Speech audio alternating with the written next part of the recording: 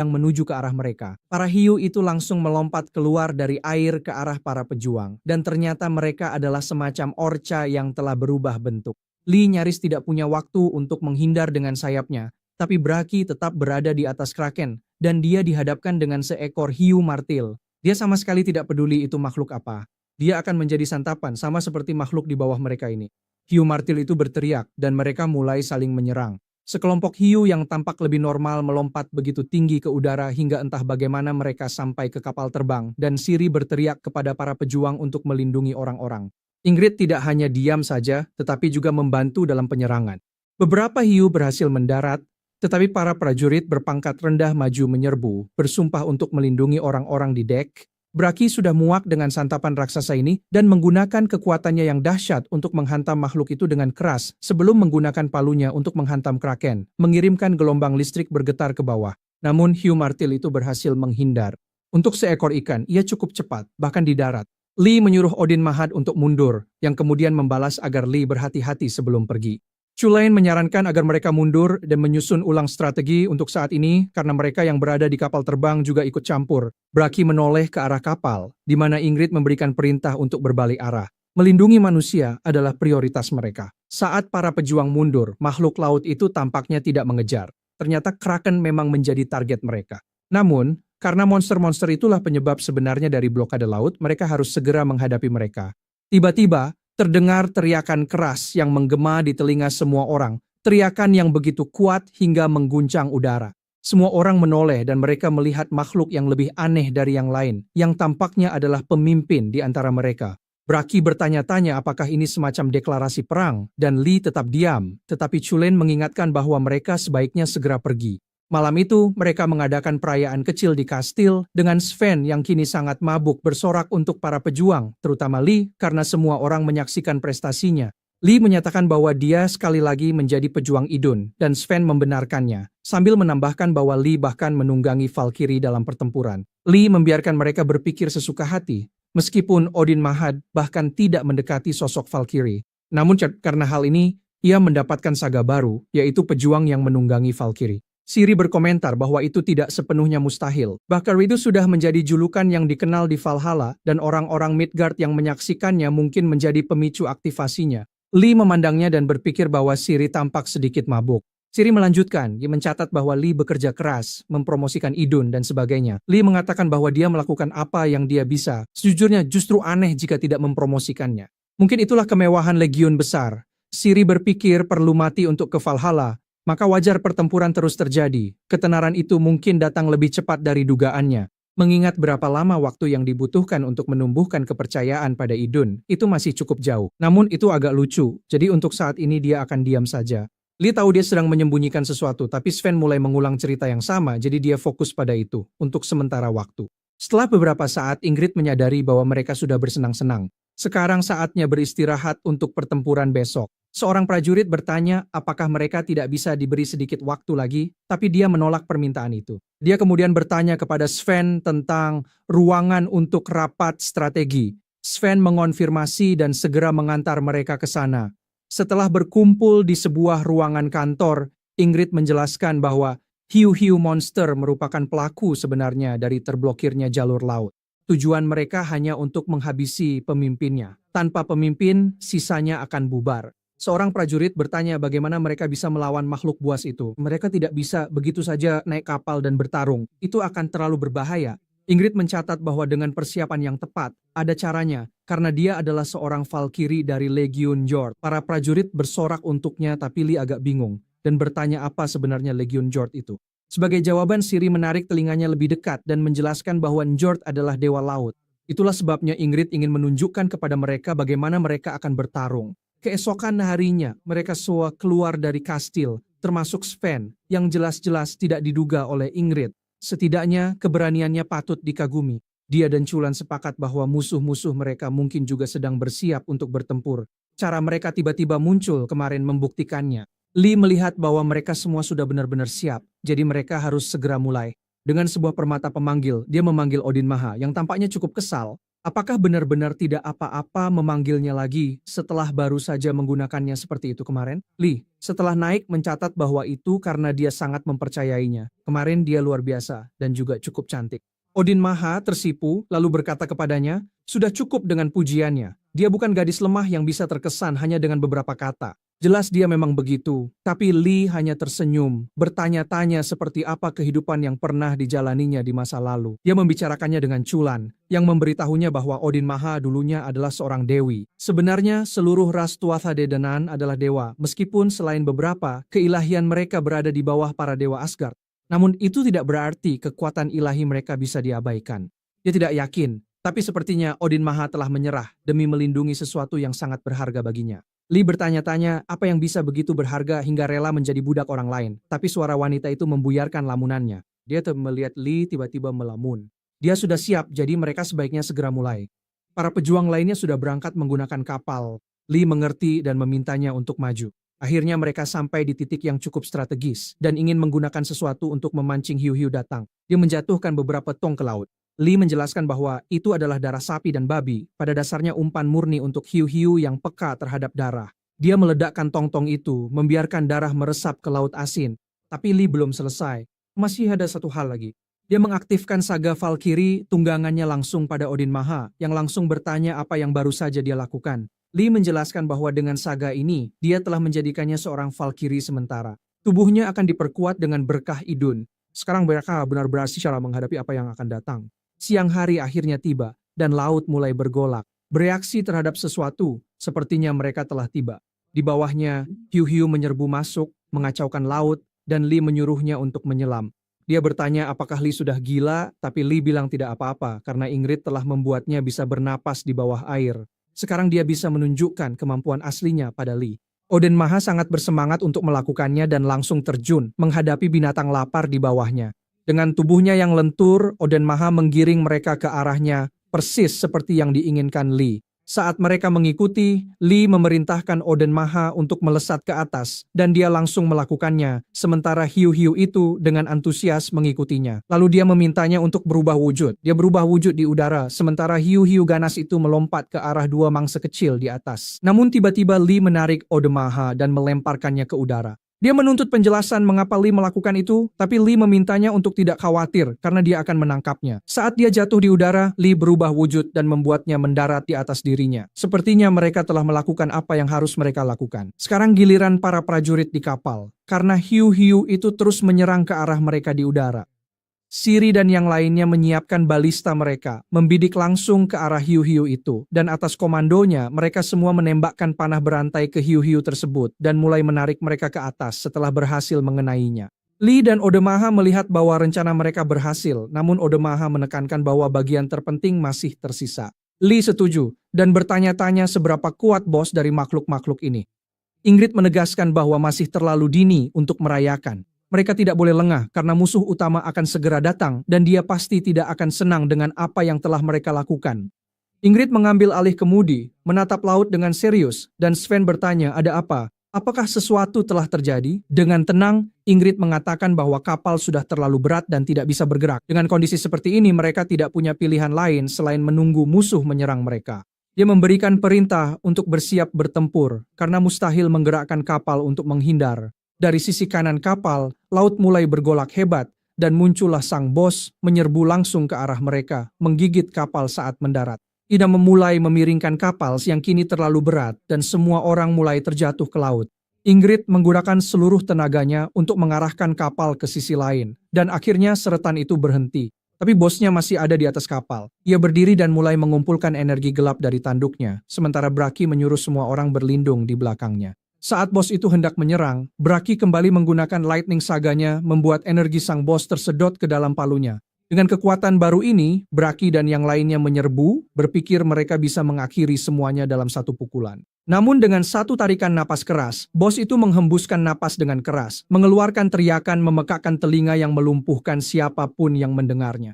Memanfaatkan hal ini, bos itu mundur, menyelam kembali ke laut. Tapi Lee menyadari mereka tidak boleh membiarkannya kabur. Siri meraih salah satu anak panah baut besar dan melemparkannya dengan kuat ke arah bos, berhasil menancapkannya. Dia berteriak kepada semua orang untuk memegang rantai dan mereka pun melakukannya, menahan bos di tempatnya untuk sementara waktu. Namun mereka hanya bisa melakukannya sebentar karena bos terus menarik mereka ke bawah. Siri berteriak kepada Lee untuk menghabisi monster itu, tapi saat ia mendekat, bos memutuskan rantai dan menyelam kembali ke kedalaman.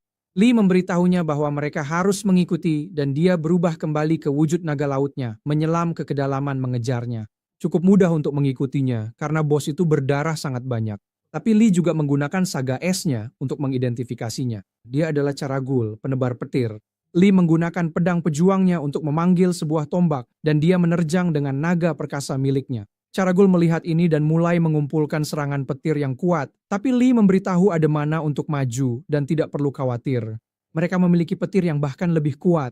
Dengan itu dia menggunakan saga badai petirnya untuk menerjang, dan serangan mereka menghasilkan cipratan warna. Namun Lee keluar sebagai pemenang, karena dia telah menggunakan saga charge-nya untuk memastikan tombak itu tertancap di dalam tubuh bos. Setelah itu dia mengaktifkannya, menyebabkan ledakan raksasa yang melenyapkan Caragul. Lee senang melihat bahwa mereka benar-benar berhasil mengalahkannya. Tapi Ademana menegaskan bahwa Lee sebaiknya segera turun dari punggungnya, karena dia menggunakan teknik yang terlalu kuat saat masih berada di atasnya. Dia pikir lehernya akan patah. Lee meminta maaf dan berjanji akan menempelkan plester di sana, tapi dia akan mengirim Ademana kembali ke camp untuk perawatan sekarang, meskipun dia tidak yakin apakah Heda akan ada di sana saat ini. Namun tiba-tiba cahaya bersinar muncul dari belakang, dan seekor binatang yang familiar muncul. Lee berteriak kepada Ademana untuk menyingkir, tapi sudah terlambat karena Garm sudah menggigitnya dan mencabik dengan paksa. Lee bergegas menuju Oden Maha yang jatuh, berenang secepat yang belum pernah ia lakukan sebelumnya. Namun Garm tidak tinggal diam dan mencoba menghentikan Lee yang tidak punya waktu untuk disia-siakan. Jadi dia memanggil pedangnya untuk mendorong Garm agar menyingkir. Binatang itu mencoba menggigitnya, tetapi dengan kekuatan ilahinya, Lee melesat menembus, seolah-olah mengenai Garm. Namun semua itu hanyalah ilusi. Sekarang, dalam posisi rentan ini, Lee memeras otaknya untuk memikirkan langkah selanjutnya. Namun tiba-tiba sebuah suara mulai mengelilingi Garm dan membawanya ke dalam pusaran angin. Lee Chu hanya mengenal satu orang yang bisa melakukan hal seperti itu. Itu adalah Oden Maha, yang menangis karena rasa sakitnya begitu hebat hingga ia ingin pingsan tapi ia tidak bisa. Lee sekarang mengerti bahwa dia hanya mampu menahan itu semua karena berkah Idun. Saga ini benar-benar melegakan. Sekarang Garm sudah tak berdaya, inilah saatnya Lee mengakhiri semuanya. Dengan menggunakan saga badainya, dipadukan dengan sisa kekuatan ilahinya, Lee menerjang dengan serangan berputar yang mengenai Garm sepenuhnya. Namun Lee belum selesai, karena ia melepaskan serangan Buster penuh. Garm dikalahkan, dan fragmennya tergeletak di dasar laut. Lee segera mengambilnya, karena inilah hadiah dari pertempuran panjang dan berat mereka. Malam harinya, benteng dipenuhi kehidupan saat orang-orang melihat hasil tangkapan, yang langsung digunakan untuk membagikan makanan kepada semua orang, baik prajurit maupun warga. Siri mencatat bahwa ini benar-benar sebuah pesta besar, dan Sven mengatakan bahwa jalur laut yang terputus untungnya telah dipulihkan. Mereka telah membuka persediaan makanan yang sebelumnya dikunci untuk menghemat stok, sehingga orang-orang bisa menikmati pesta sepenuhnya. Lee juga datang, dan Sven menyambutnya dengan hangat. Siri bertanya-tanya apakah dia berencana memikat raja lagi, seperti kemarin. Namun cerita tidak selalu menyebar dari atas ke bawah. Lee juga berpikir begitu, tapi hari ini dia sudah menyiapkan kartu truf. Dia menyerahkan sebuah koin kepada mereka, lebih tepatnya koin emas dari Valhalla. Baik Sven maupun Ube terpesona, tapi Lee berdeham dan menegaskan bahwa ia menawarkannya sebagai imbalan agar mereka membangun kuil untuk Idun. Setelah itu, Siri dan Lee pergi minum berdua. Siri mencatat bahwa Heda memang cerdas. Dia tidak menyangka Heda akan memberinya koin untuk ditukar dengan sebuah kuil. Sebenarnya, berapa banyak emas yang dia bawa? Mungkin dia berencana mengumpulkan pasukan 1.000.000 orang untuk Idun, tapi sekarang dia memang sudah seperti pasukan 1 orang. Idun memang memilih orang yang tepat. Lee meneguk matnya dan menatap langit, berharap Odin Mari baik-baik saja dan merindukan Heda karena sudah cukup lama dia tidak melihatnya. Siri menyadari bahwa Lee sedang sangat tenggelam dalam pikirannya. Apa yang sedang dia pikirkan? Lee tidak menjawab, tapi bertanya apakah Siri juga tidak punya seseorang yang dirindukan, seseorang yang ingin dia temui, mungkin Rolf. Siri mengiyakan. Dia adalah seseorang yang benar-benar dia sayangi, seperti adik laki-lakinya sendiri. Dia memang sangat mirip dengan adik kandungnya, jadi ya begitulah. Lee merasa semuanya sudah resmi berakhir. Dia sudah masuk zona adik. Rolf sudah tamat. Setelah kembali ke kamarnya, Lee berbaring di tempat tidur, jelas sedikit mabuk. Dia benar-benar ingin bertemu Heda. Dulu Heda sering mengunjunginya di malam hari saat dia tidak sedang bertugas ekspedisi, tapi rasanya terlalu berlebihan jika meminta Heda datang ke istana ini. Heda juga pernah bilang itu berat baginya, jadi Lee tidak ingin merepotkannya. Dengan pikiran itu perlahan-lahan ia tertidur, pikirannya mulai melayang. Namun tiba-tiba sosok gelap misterius muncul di kamarnya, berdiri di atasnya dengan maksud yang tidak diketahui. Orang yang berdiri di atas Lee menyadari bahwa ini adalah sebuah kunjungan, dan dengan dorongan tiba-tiba, Lee mendapati dirinya berada di tempat yang familiar, mirip dengan dunia mimpinya. Idun membenarkan bahwa memang begitu. Karena ia tidak bisa langsung pergi ke Midgard, ia harus menggunakan metode yang biasa digunakan para dewa Olympus. Lee menyapanya, dan Idun mengatakan bahwa ia mendengar tentang pertempuran di dunia fana yang ternyata tidak mudah. Odmari kembali dalam keadaan cukup terluka dan Heda cukup khawatir. Lee lupa akan hal itu dan bertanya apakah Odmari baik-baik saja. Idun memastikan bahwa Heda merawatnya dengan baik meskipun ia memang banyak menangis. Namun, tidak akan ada bekas luka. Bagaimanapun, sekarang mereka harus membicarakan sesuatu yang penting. Ia menerima laporan dari Ingrid, dan semua dewa terkejut bahwa sebuah fragmen Garm ditemukan di Midgard. Lee bertanya dari Garsinang dari jejak perang besar di sekitar sini, dan Idun memastikan bahwa memang ada, tetapi sangat langka dan unik sehingga mereka pikir tidak akan ditemukan. Ingrid mungkin akan mengumumkannya besok, tetapi ekspedisi akan diperpanjang. Dia akan dikirim melintasi benua untuk mencari fragmen jiwa. Kali ini dia akan bergerak sambil membawa salah satu fragmen, jadi dia harus berhati-hati dan bersiap-siap. Lee mengerti dan Idun mencatat bahwa karena mereka masih punya sedikit waktu, sebaiknya mereka bersantai sejenak. Dia terkejut mendengar banyak manusia meneriakkan namanya. Apa yang telah dia lakukan? Lee menjelaskan dia menyuruh mereka membangun sebuah kuil dan kuil itu akan segera selesai. Mereka yang memiliki iman kuat mungkin adalah Raja Sven, Ube, dan Nabi itu. Sekarang setelah struktur kekuasaan telah bersatu, hanya tinggal menunggu waktu sebelum legiun mereka dipenuhi oleh para pejuang. Idun tertawa dan mencatat bahwa dia telah memilih pejuang yang tepat. Mungkin sudah saatnya juga untuk memilih penerus Heda. Dia juga harus menantikan kepulangannya dari ekspedisi karena dia akan mendapatkan hadiah yang bagus darinya. Lee berterima kasih padanya dan mencatat bahwa dia masih memiliki beberapa trik untuk menyebarkan keimanan. Idun terkejut namun tersenyum dan memberkatinya. Goturen adalah kota pelabuhan terbesar di Laut Kolak. Kota ini telah lama menarik musuh yang tergoda oleh kekayaan dan hartanya dan telah mengalami banyak serangan. Itulah sebabnya, selain dari sisi laut, seluruh sisi daratan pada dasarnya adalah tembok raksasa. Orang-orang memukul-mukul tembok itu, menuntut untuk diizinkan masuk, untuk diselamatkan. Para penjaga mulai ragu, jelas mengetahui bahwa mereka ini adalah para pengungsi. Seorang wanita menunjukkan anaknya, memohon agar setidaknya anak-anak kecil diizinkan masuk. Tepat saat dia hampir goyah, kapten mereka mengatakan agar mereka tidak terpengaruh. Jika pemandangan ini begitu menyakitkan bagi mereka, maka mereka sebaiknya tidak menunduk. Gerbang tidak akan dibuka dalam keadaan apapun.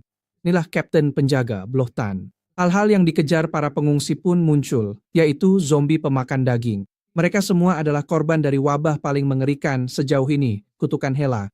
Jika mereka membuka gerbang, para pengungsi akan membanjiri masuk tanpa kendali, dan dalam kekacauan itu, para mayat hidup akan tiba sebelum semua orang berhasil masuk.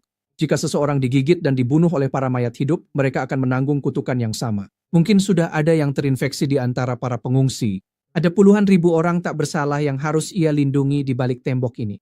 Dalam keadaan apapun, ia tidak boleh membuka gerbang. Salah satu pengungsi mengatakan bahwa mereka sebaiknya pergi lewat laut karena para mayat hidup tidak akan mengikuti mereka. Dan Blohtan menganggap itu pilihan yang bijak. Dengan itu, ia memberikan perintah untuk bersiap bertempur dan tidak membiarkan para mayat hidup mendekati tembok mereka. Mereka menyiapkan balista, dan semua orang bersiap untuk menumpas para mayat pun hidup. Namun tiba-tiba dari sela-sela awan yang terbelah, sesuatu muncul dan dengan cahaya suci, angsa-angsa yang mendarat di tembok mereka berubah menjadi Ingrid. Ia menanyakan nama Blohtan, dan Blohtan pun memberikannya. Ia memerintahkan Blohtan untuk membuka gerbang dan menerima para pengungsi, sesuatu yang tidak ingin dilakukan oleh Blohtan. Namun ia memberitahu Blohtan bahwa apa yang ia takutkan tidak akan terjadi. Para pengungsi berteriak memanggil Valhalla saat mereka diselamatkan, dan Ingrid menyuruh mereka untuk melihat ke sana, karena yang memimpin serangan itu tak lain adalah sang pejuang Idun. Orang-orang bahkan tidak tahu bahwa Idun memiliki seorang pejuang, dan Ingrid merasa ini sudah cukup. Lee tersenyum, seolah-olah ia terharu melihat betapa giatnya dia menyebarkan kepercayaan itu, meskipun sebenarnya ia hanya ingin penggantinya datang lebih cepat. Lee memanggil perlengkapan perangnya dan menerjang masuk, memberikan pukulan dahsyat kepada pasukan mayat hidup dengan membakar mereka menggunakan api suci. Namun saat ia melayang di atas desa terdekat, ia melihat seseorang masih berada di atas atap dan orang itu hampir dikerumuni. Pada saat yang sama, para pejuang lain melompat turun dari kapal dan mulai menumpas para mayat hidup satu persatu, menciptakan ledakan dan pukulan yang terlihat dari kejauhan. Lee terus terbang menuju desa, dan orang yang berada di atap tampaknya sedang melindungi beberapa orang lain. Ketika seorang mayat hidup menyerangnya, dia menangkis dan membalas serangan, menumbangkan dia dan dua lainnya sekaligus. Namun dia sudah berada di batas kemampuannya. Jika tidak ada yang membantunya, dia akan tamat. Lee merasa dirinya terlalu jauh darinya. Dia harus menggunakan segalanya untuk bisa sampai ke sana. Dia meminta maaf kepada Rollo, karena dia tidak sempat menguji ini sebelumnya. Dia menggunakan saga berkendara Valkyrie-nya, menjadikan Rollo sebagai Valkyrie pria pertama. Rollo meneteskan air mata saat Lee mengambil sisa maskulinitasnya dan melaju, kali ini jauh lebih cepat. Gadis yang tadi nyaris tidak mampu lagi menahan perisainya. Dia sudah tidak bisa bertarung lagi, tapi apalagi yang bisa dia lakukan? Para zombie mengepung mereka dan mulai menerjang gadis itu, yang menerima kenyataan bahwa ini mungkin adalah akhir hidupnya. Namun tiba-tiba, dia melihat api yang membara melahap semua zombie di sekitar mereka, sebelum akhirnya menyelimuti mereka. Di balik kobaran api itu, dia melihat penyelamatnya dan bertanya-tanya apakah dia seorang dewa atau semacamnya karena datang dari langit. Lee menoleh kepadanya dan bertanya apakah mereka baik-baik saja. Dengan wajah memerah, para gadis mengatakan bahwa mereka baik-baik saja, dan Lee menyuruh mereka naik ke Griffin karena makhluk itu akan membawa mereka ke tembok. Mereka semua menaiki Rollo, tapi gadis itu bertanya tentang dirinya. Lee menjelaskan bahwa dia adalah seorang prajurit Idun, tapi itu bukan yang dimaksud oleh gadis itu. Dia tidak ikut bersama mereka. Lee menjelaskan bahwa dia akan baik-baik saja dan berharap berkah Idun menyertai mereka. Karena hal itu, gadis itu jadi jatuh hati padanya, dan saat Rollo terbang ke langit, ia berkata bahwa mereka akan menunggunya di tembok. Setelah melambaikan tangan untuk mengucapkan selamat tinggal, ia berbalik menghadap para mayat hidup, berniat mengusir mereka mundur sampai ia mencapai gerbang. Para pengungsi yang menyaksikan keajaiban Valkyrie dan para prajurit Valhalla masuk ke benteng dengan tertib tanpa insiden. Pertempuran berakhir jauh lebih cepat dari yang diperkirakan. Korban jiwa tak terhitung jumlahnya, namun mereka hanya tahu cara menyerbu masuk tanpa strategi yang jelas. Selain itu, lawan mereka adalah para prajurit Valhalla tingkat menengah yang kekuatannya setara dengan beberapa ratus prajurit Midgard bersenjata. Lee kembali menemui Ciri, menanyakan apakah dia baik-baik saja. Ciri menyadari bahwa situasi menjadi kacau karena ada seseorang yang hilang, tapi dia baik-baik saja. Lee berterima kasih padanya dan mengatakan bahwa dia luar biasa, namun ia akan pergi lebih dulu. Dia harus mengirim Rollo ke Mbaul. Para prajurit di atas tembok bersorak untuknya, memanggilnya sebagai pejuang Idun. Hal ini membuat Lee senang, namun ia harus menjaga penampilan. Jadi ia melompat ke atas tembok, bersikap santai, dan menuju ke Rollo, di mana gadis itu juga berada. Gadis itu berterima kasih kepada Lee atas bantuannya dan memperkenalkan dirinya sebagai Helga, putri Ivar, dan ini adalah adik-adiknya. Para penjaga berbisik ketika mendengar nama itu. Ivar adalah seorang raja, jadi itu berarti ini adalah putri Helga. Lee melihatnya menggunakan saga miliknya dan memastikan bahwa dia memang seorang bangsawan, bukan hanya dari keluarga kaya. Tapi kerajaan Katarin itu hubungannya rumit dengan istana ini kan? Raja Ivar mengincar kekuatan militer, jadi selalu ada gesekan di sekitar sini, seperti yang dikatakan Kapten Ciri kepadanya. Namun bangsawan tetaplah bangsawan, yang berarti bahwa kepercayaan Idun memiliki peluang untuk menjadi agama resmi negara. Sekali lagi, hati Lee dipenuhi oleh khayalan, dan Helga merasakan hal yang sama, karena ia merasakan ketertarikan yang mendalam padanya. Malam itu, mereka semua berkumpul di dalam kastil bersama Ketil, Raja Katarn saat ini. Ia bertanya kepada Helga apa yang dilakukan seorang putri Katarn di sini, dan Helga menjelaskan bahwa sesuatu telah terjadi saat ayahnya sedang pergi dalam ekspedisi, sehingga ia dan saudara-saudaranya melarikan diri. Tampaknya wabah itu bermula dari hutan-hutan di dekat Katarn. Ketil benar-benar memahami jika memang begitu keadaannya, itu benar-benar sebuah kemalangan. Namun ia berpikir berbeda karena menurutnya ini memang pantas mereka terima. Ini adalah kesempatan mereka, dan dengan para pewaris yang tiba-tiba jatuh ke pangkuan mereka, ini luar biasa. Sama seperti rumor yang beredar, gadis di depannya memang cantik, dan ia akan memanjakannya sepenuh hati. Lee tidak perlu mata naga untuk memahami apa yang sedang ia pikirkan. Kurasa hampir semua orang bisa menebaknya pada titik ini. Ingrid bertanya di mana pasukan Ivar, karena mereka harus menghentikan sumber wabah terlebih dahulu, dan bergabung dengannya dalam pertempuran akan menjadi yang terbaik. Helga mencatat bahwa saat ini, ayahnya kemungkinan besar sudah mendengar kabar tersebut. Kutukan Hela cukup berbahaya, dan dia yakin ayahnya pasti sudah kembali untuk mengatasinya. Lothar bertanya, apakah bergabung dengan Raja Ivar berarti mereka harus melewati zona yang terinfeksi. Ingrid menjelaskan bahwa mereka memiliki kapal terbang pemberian Lady Idun, jadi melewati zona itu bukan masalah. Lee memberitahu Helga bahwa dia dan saudara-saudaranya juga akan ikut, jadi mereka harus bersiap untuk berangkat. Dan sang raja langsung ingin membantah, tapi Lee menatapnya dengan tajam, membuatnya mengurungkan niatnya. Helga tersenyum dan berterima kasih padanya karena begitu murah hati. Saat para pejuang berangkat, Ingrid meminta Ketil untuk menjaga para pengungsi dengan baik karena mereka semua adalah rakyat Midgard. Dengan setetes air mata yang mengalir di pipinya, dia pun setuju.